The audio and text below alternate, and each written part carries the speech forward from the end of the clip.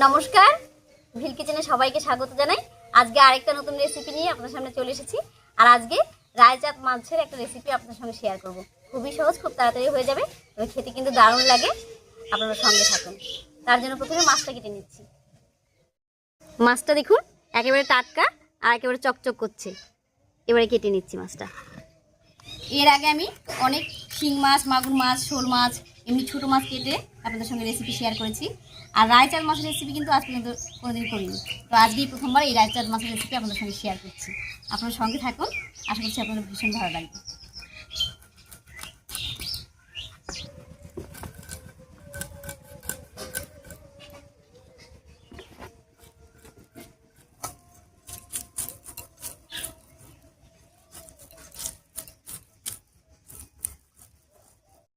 মাছটা পরিষ্কার করে ছুলে নিয়েছি, এবারে টুকরো করে নিচ্ছি।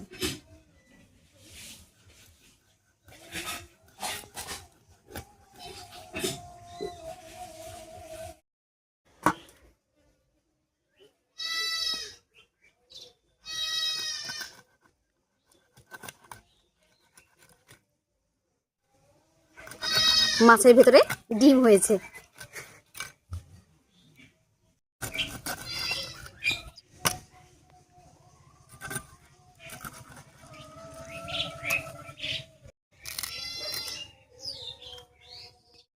মাছটা কাটা হয়ে গেছে, এবারে পরিষ্কার করে ধুয়ে নিয়ে এসি। মাছটা কেটে ধুয়ে একেবারে পরিষ্কার করে নিয়ে এসেছি।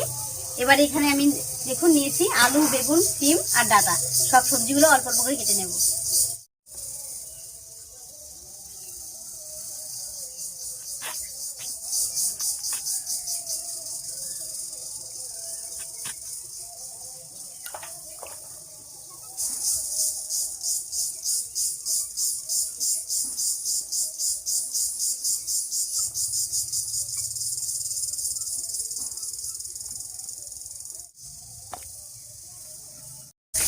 আলু, বেগুন আর ডাঁটাটা কেটে নিয়েছি।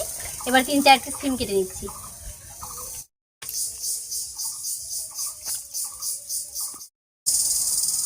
মোটামুটি করে সবকিছু গুছিয়ে নিয়েছি। এবারে উনুন জ্বালিয়ে রান্নাটা করে নিচ্ছি।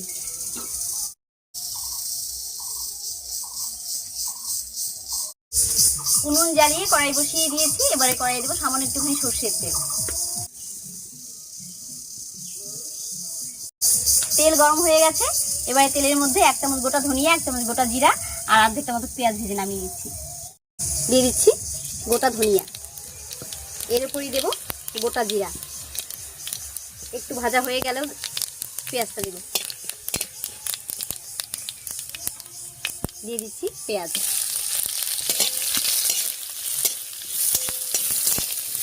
আপনারা যদি পুরো রান্নাটা কাঁচা লঙ্কায় করতে যান তাহলে এই সময় কয়েকটা কাঁচা লঙ্কা ভেঙে দিয়ে দিতে পারেন।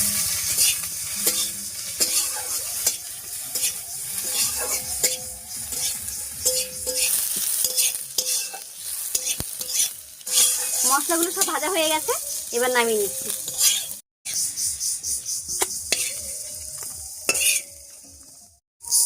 এবার কড়াইয়ে সরষের তেল দিয়ে মাছগুলো ভেজে নেব।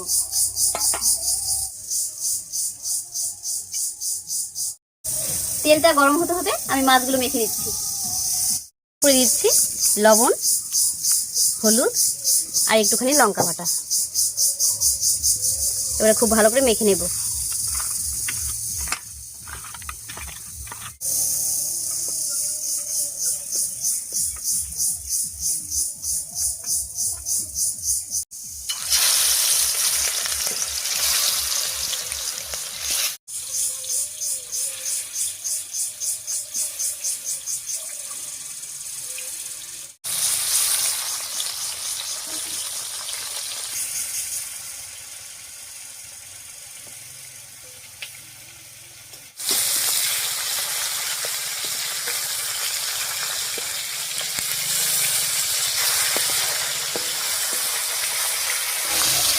উল্টে পাল্টে মাছটা বেশ লাল লাল করে ভেজে নিয়েছি। এবারে নামিয়ে নিচ্ছি।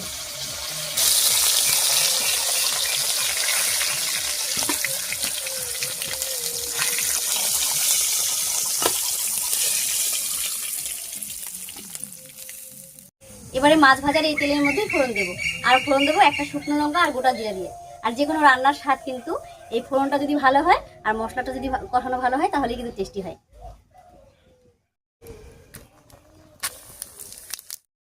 শুকনো লঙ্কা আর জিরাটা ভাজা হয়ে গেছে, এবারে কেটে রাখা আলুটা দেব।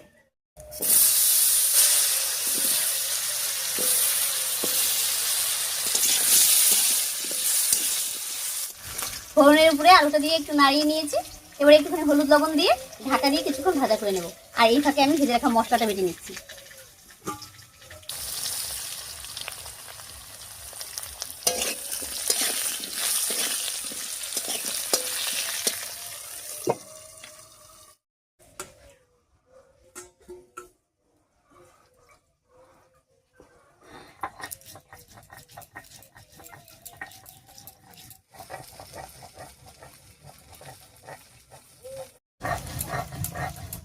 মশলাটা বাটতে বাটতে আলুটা বেশ কিছুক্ষণ ঢাকা দিয়ে ভাজা হয়ে গেছে। এবারে ঢাকাটা তুলে বাকি সবজিগুলো দেবো, আর দেবো একটা টমেটো কুচি।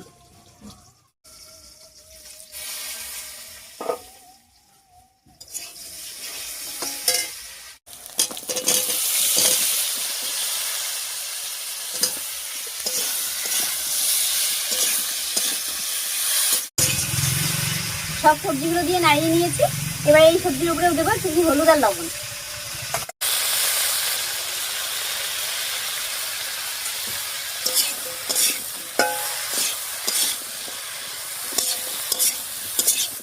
হলুদ লবণ দিয়ে খুব ভালো করে মিশিয়ে নিয়েছি, এবারে ঢাকা দিয়ে 2 মিনিট রান্না করে নেব।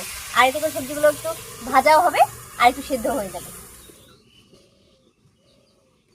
ঢাকা দিয়ে 2-3 মিনিট রান্না করে নিয়েছি, এবারে ঢাকাটা তুলে নিচ্ছি।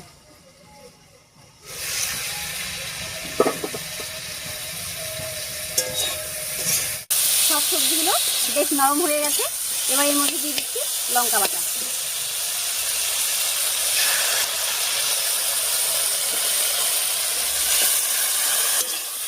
এবারে খুব ভালো করে মিশিয়ে নেব।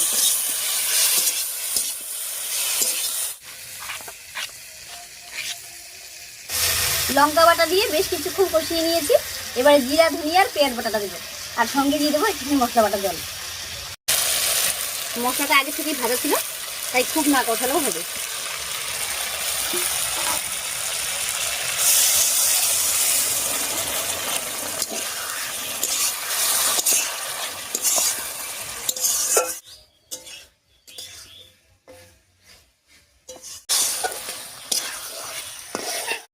মশলা বাটা জল দিয়ে খুব ভালো করে কষিয়ে নিয়েছি, আর সব সবজিগুলো সুন্দর সেদ্ধ হয়ে গেছে। এবারে ঝোলের জন্য জল দেব।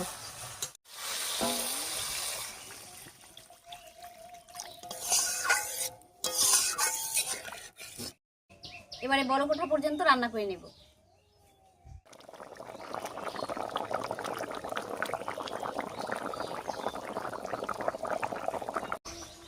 রান্নায় বেশ কিছুক্ষণ বলক উঠে গেছে, এবারে ভেজে রাখা মাছগুলো দেব।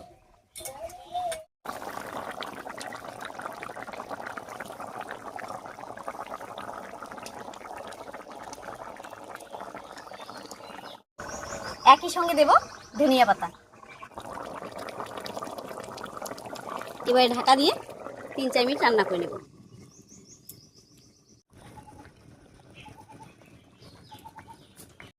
রায়চাঁদ মাছের ঝোল একদম রেডি হয়ে গেছে, এবারে ঢাকা খুলে নামিয়ে নিচ্ছি।